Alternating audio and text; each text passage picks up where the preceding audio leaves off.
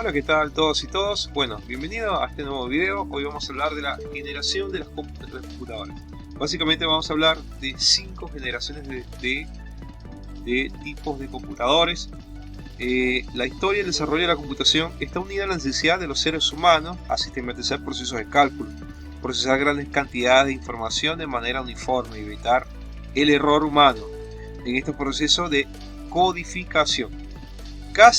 En casi 200 años desde la creación de la primera máquina analítica, a hoy hemos evidenciado un avance vertiginoso de la tecnología en este ámbito, que logró que estos dispositivos sean cada vez más poderosos, eficientes y portátiles. La universalidad lograda hasta ahora es un hito importante y es un signo de la época en comparación a la exclusividad de los primeros computadores. Es decir, hoy son más baratos y son más accesibles.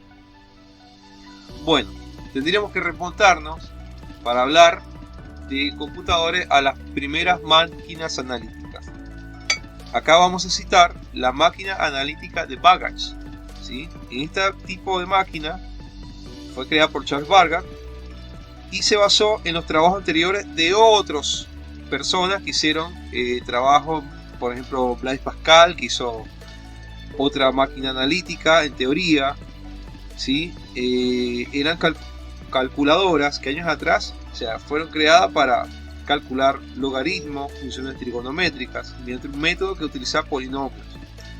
Es muy importante señalar que esta máquina no había sido fabricada en serie, fue un prototipo que fue diseñado, pero fue un sello distintivo de la época que se trataban o estaban buscando unas máquinas que pudieran calcular o hacer grandes cálculos.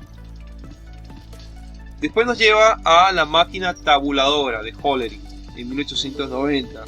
Esta máquina se diseñó para procesar mecánicamente datos y la primera vez que se usó fue en Estados Unidos para hacer el censo en el año 1890. Esta máquina recopilaba y analizaba los datos para arrojar finalmente resultados significativos. ¿Qué hacía esta máquina? Bueno, lo que se pretendía era codificar la información en una cinta de papel. La cinta estaba marcada por una tinta dividiendo los campos que representaban diferentes categorías que eran perforadas por una máquina, es decir, la salida. Entre los aspectos técnicos de esta máquina se puede decir, bueno, que era capaz de almacenar 1000 números de 50 dígitos cada uno y poseía más de 8000 piezas y pesaba alrededor de unas 2,5 toneladas. Las entradas eran tarjeta perforada con 80 columnas y con 2 posiciones, y lo que nos daba, o que la salida de esta máquina, era que organizaba los datos de las columnas de acuerdo a sus posiciones y luego las efectuaba un cálculo del total de los datos separados por una cinta perforada. Luego llega la máquina Colossus y ENIAC. Esta máquina, a partir de acá podemos empezar a hablar de la primera generación de las computadoras. Estas fueron las máquinas que se trabajaban con tubos al vacío.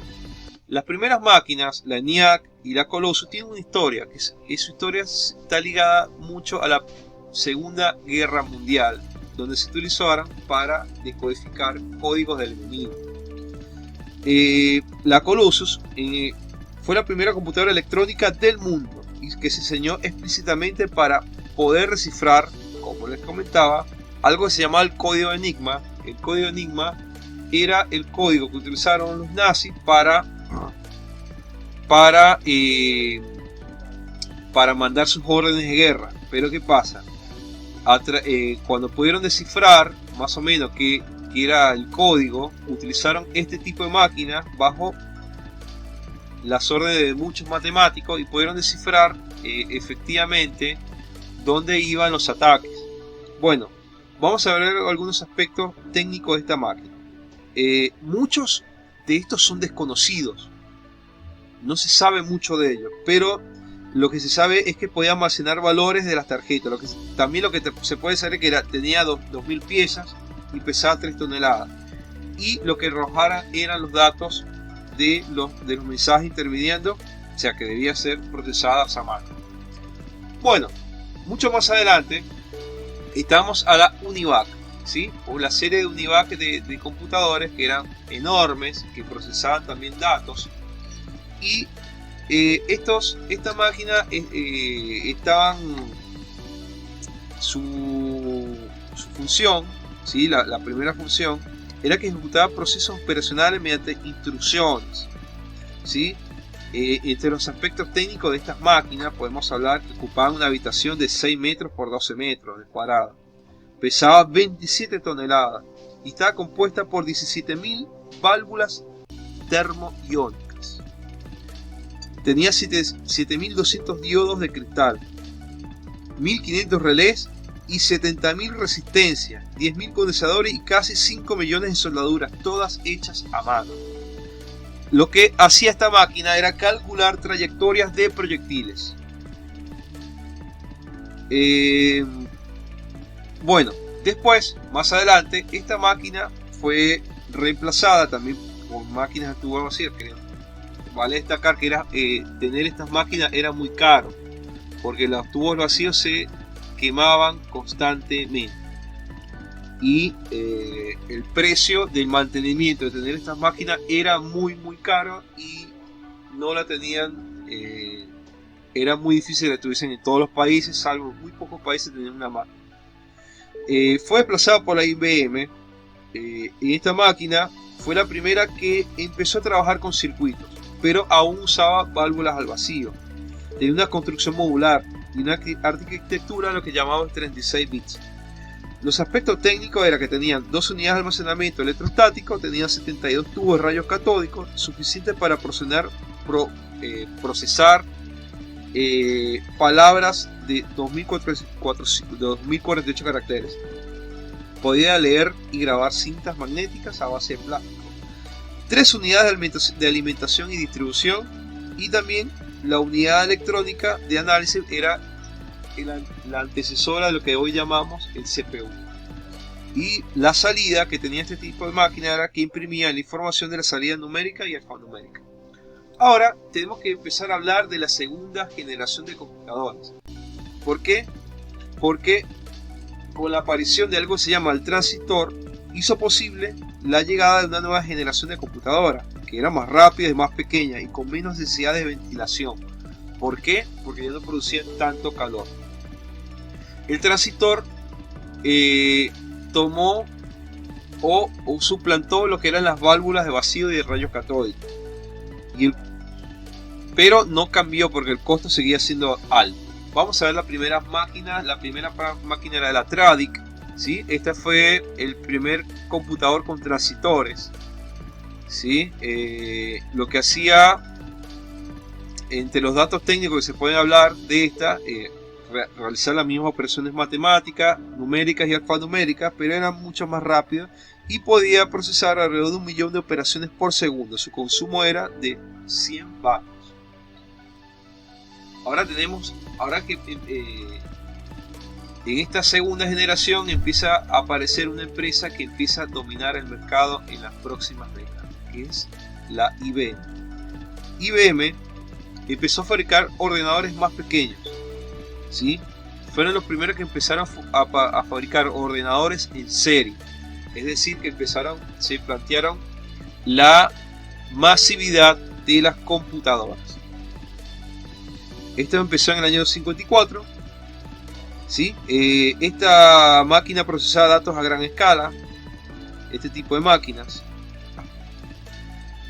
Después vino la RCA, que fue la máquina más rápida de su momento durante toda una década, ¿sí? Una máquina con transistor, era muy avanzada y porque podía procesar 260.000 caracteres por segundo. Luego apareció la IBM Stretch, que 10 años después pudo destronar a esta máquina. Ahora vamos a hablar que llega la tercera generación de computadora. Esta tercera generación de computadora estaba asignada o caracterizada porque emergieron los circuitos integrados o pastillas de silicio, en las cuales se colocan miles de componentes electrónicos en una integración miniatura. Es decir, empezamos la era de los microchips. Las máquinas eran más pequeñas, tenían menor consumo de energía, eran más fiables y flexibles, tenían un teleproceso, eran multiprogramables, periféricos renovados, se calculó por primera vez el número pi con 500.000 decimales, se emplearon circuitos integrados.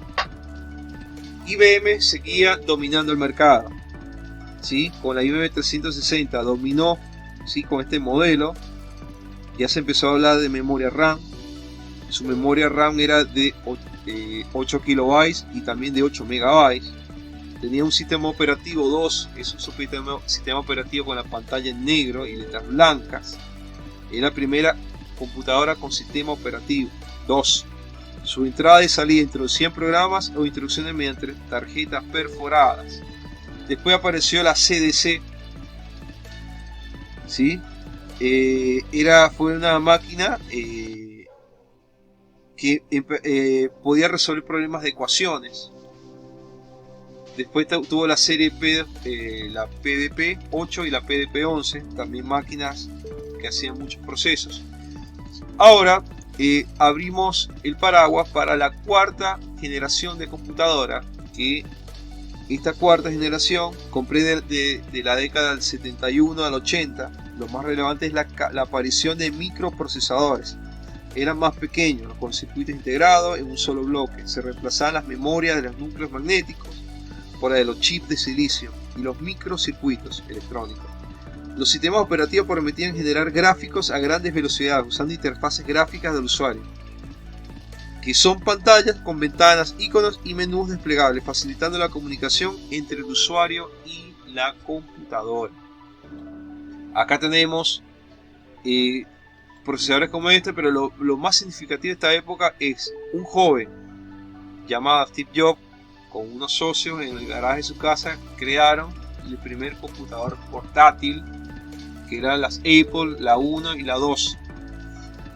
Y también un joven llamado Bill Gates que compra la compañía IBM y empieza también a hacer computadores portátiles y empezaron a llamar personal computers, que son computadoras de escritorio. A partir de acá en adelante ya se puede empezar a hablar de la quinta generación de computadoras, que es parte de un próximo video. Entonces nos vamos a ver en un próximo video donde podemos hablar de la historia de la computadora. Muchas gracias. Si te gustó este video, te pido que me ayudes suscribiéndote y